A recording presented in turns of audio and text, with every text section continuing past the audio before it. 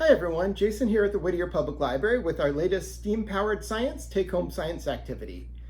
Since it's October, it's time for spooky season, which means we are going to be doing a spooky experiment today. We are going to create a floating eyeball with the help of the spirit of a 250-year-old mathematician and scientist from Switzerland. Sounds spooky, right? Okay, let's get started. So, the experiment today is actually pretty simple. The part you have to do is not very hard. Hopefully you picked up one of our kits at the library. If you did, you have everything you need. If you didn't, I'll show you real quickly what you'll need.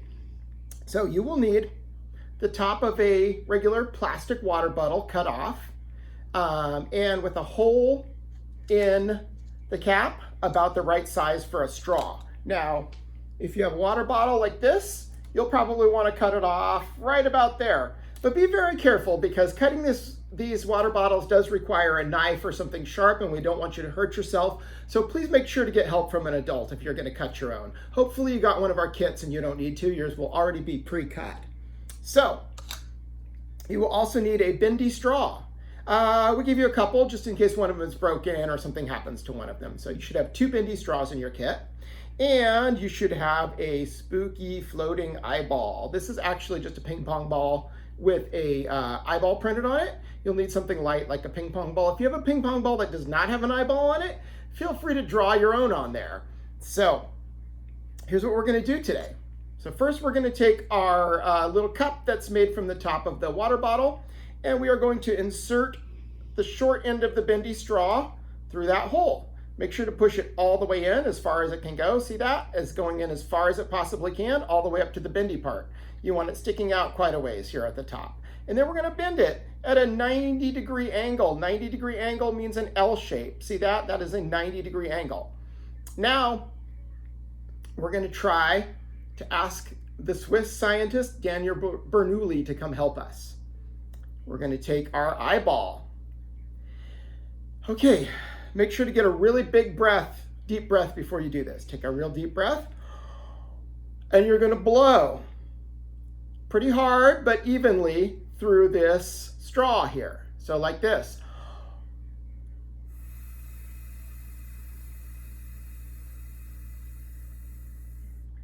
Okay, ready?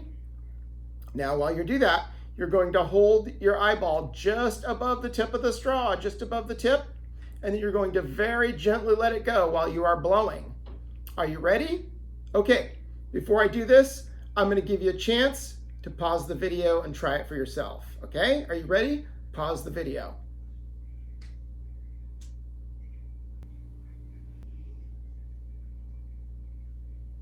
Okay, are you back? Now I'm going to try it, and we'll see if the same thing happened with you as it happened with me. So I'm going to take a big deep breath, and I'm going to blow.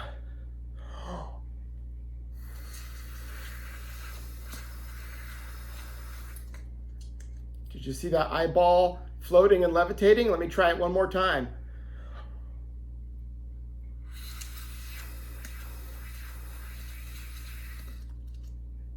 Spooky, huh?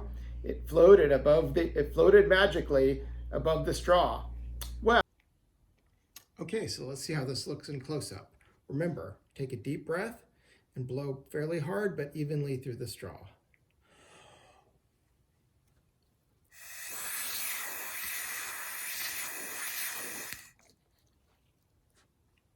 Pretty good, huh?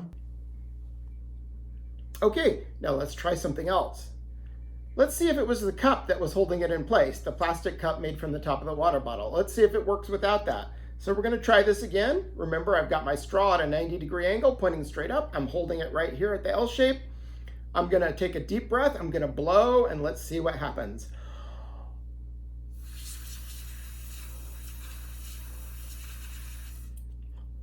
The eyeball still floated even without the cup. Spooky and mysterious, isn't it?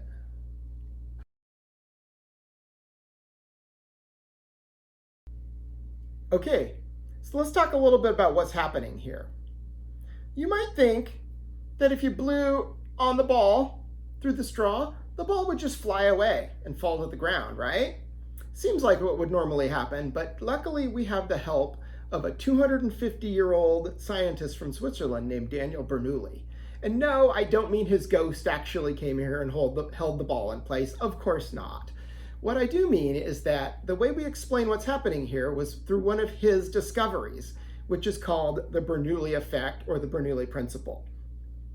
And what that says basically is that when air moves quickly, such as blowing through the straw, see the air is moving quickly through the straw, that air will have lower pressure, and all the air around it will then have higher pressure.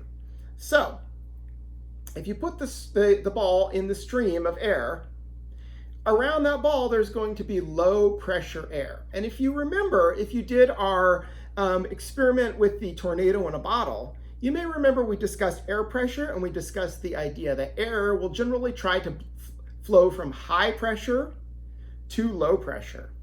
So what's happening here? So as we blow through the straw, we're creating low pressure around the ball. That's the air is moving fast, which means low pressure. Because there's low pressure around the ball, the high pressure from outside presses in toward that low pressure. So when the ball tries to fall off to the side, it gets pushed back from the higher pressure area to the lower pressure area as the air from the high pressure area is trying to push back into the low pressure area. So each time it moves out in one direction, the high pressure air just pushes it right back into the middle.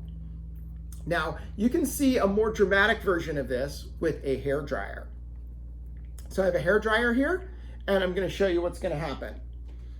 So a hair dryer, as you know, is going to blow a lot more air a lot faster than you could through a straw. So we're going to see a more dramatic version of the Bernoulli effect here. So let's give this a try.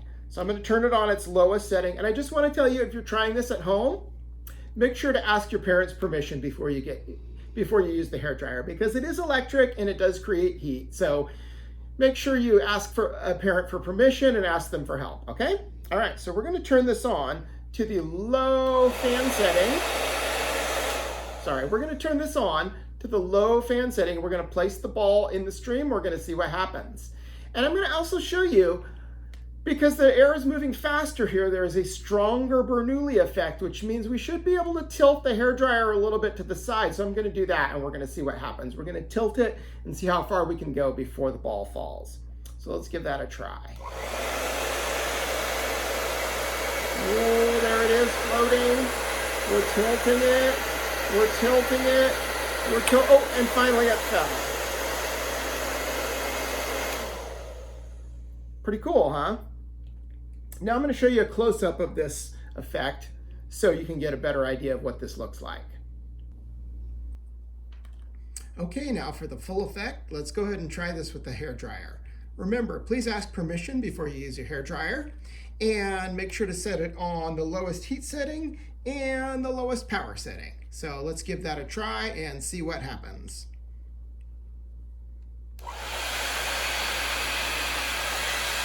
Ooh, the ball is floating. Let's tip it to the side and see what happens.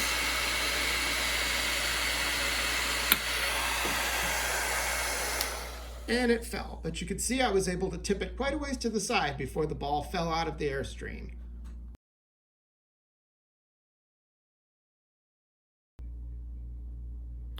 Well, that's about it for our experiment today, but if you'd like to learn more, please stop by the Whittier Public Library. We have a lot of books you can check out that might help you continue to explore these topics. So for example, we have a lot of books about air, such as Air is All Around You. We have Science Factory Air and Flight, where you can learn to do some experiments about air. We also have books about eyes and eyeballs, if you'd like to learn more about that aspect of this experiment.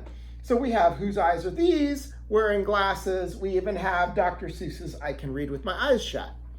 Or maybe even you might want to read even a story about air or wind, such as Flora's Very Windy Day.